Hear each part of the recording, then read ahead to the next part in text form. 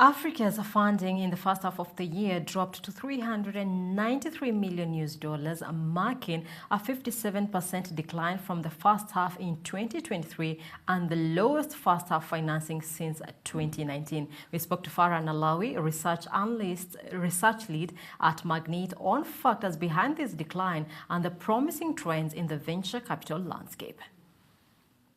As we've mentioned in our so MAGNiTT ideally covers emerging venture markets, which are the Middle East, Africa, Southeast Asia, Pakistan, and Turkey. So there was a broader decline in venture capital activity across the board of all emerging venture markets we're covering. The strongest was in Africa with 57%. But to set the level a bit higher, this was also what was happening globally. So globally, there was a year-on-year decline of around 7%. In H1 2024. This goes back to multiple reasons. So as we've been seeing in 2023, since the end of 2022 until the end of 2023, we've been seeing tighter monetary policies across the board. And as we at MAGNiTT like to call it, interest rates are the devil of venture capital. So given what we've been seeing from tighter monetary policies, this is creating more of a cautious investor sentiment towards investing into more of the safe haven assets, which are more of the bonds rather than the riskier venture capital investments. So this, across with different macroeconomic challenges that are happening across the global scope, we're impacting the decline in the venture capital ecosystem across the board globally and in emerging venture markets. And looking at the reduction in deal volume by 50%, what can you say are some of the factors leading to this reduction? And also, how can African startups and also investors adapt to this new environment? So ideally, so if we're looking at the number of deals, we can link that as well to the activity at the level of investors. If we look at the average investor participation, we see across the range of the past 5 years, so between 2020 and H1 2024, we see that 65% of the investors in African startups were international investors that were not local to Africa. And those were deploying around 75% of the capital deployed. So ideally, across what was happening in terms of the tighter liquidity, those investors were focusing more onto their local portfolios rather than investing internationally. If moving forward, we see that there is a return with, as the Fed is mentioning, that there are going to be rate cuts towards the end of the year, what needs to be done is that those investors come back, or the interest of those investors expands beyond their regional portfolios or their local portfolios and goes back into the international investors.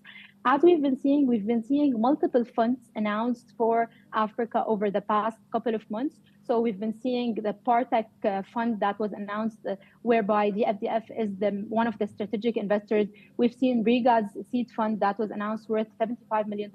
So we're seeing dry powder going back to the African markets. However, this is not tangible yet in terms of the investments.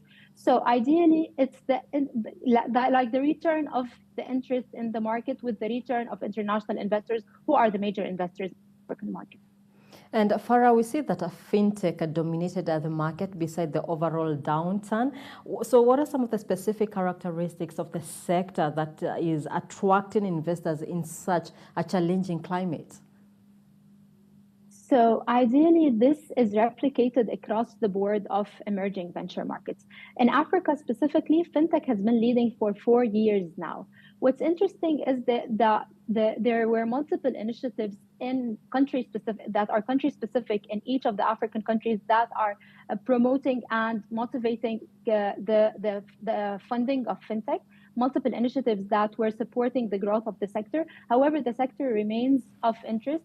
One specific thing that happened across the board of the H1 2023 and H1 2024 was that fintech was seeing the mega deals that were closed in Africa. So in H1 2023, we've seen the $260 million closed by MNC Halan. In H1 2024, we've seen the closing of the Move Africa, the Nigerian startup Move Africa, closing a $100 million deal. The interest in fintech specifically is focused on mostly lending and payment solutions. Ideally, those two sub-industries are getting the biggest interest in terms of both deal activity and funding activity. And we see a drop by 34% in the investor participation in Africa. So maybe what measures could be taken to restore confidence for the investors? So ideally, as I mentioned in our multiple presentations we share at MAGNiTT, there are multiple reasons that are impacting this sentiment.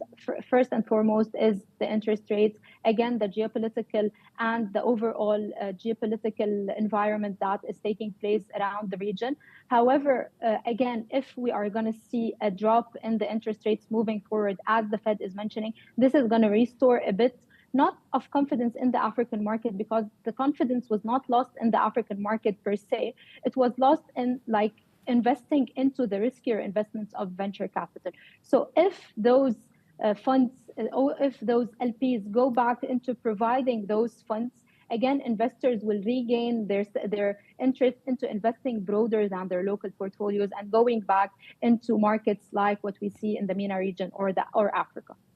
And what sectors are we seeing, Farah, or emerging trends are we seeing offering the most promise for recovery and growth in Africa's venture capital landscape in the second half of 2024? Moving on. So definitely fintech is going to remain on top of those. However, we're seeing several interesting sectors like enterprise software, which is gaining pace, which is seeing investments at around the Series A plus stages, and we're seeing interest in industries like transport and logistics, which lost a bit of stance in 2023. However, it's regaining its interest in 2024. Again, industries like e-commerce and retail and agriculture as well.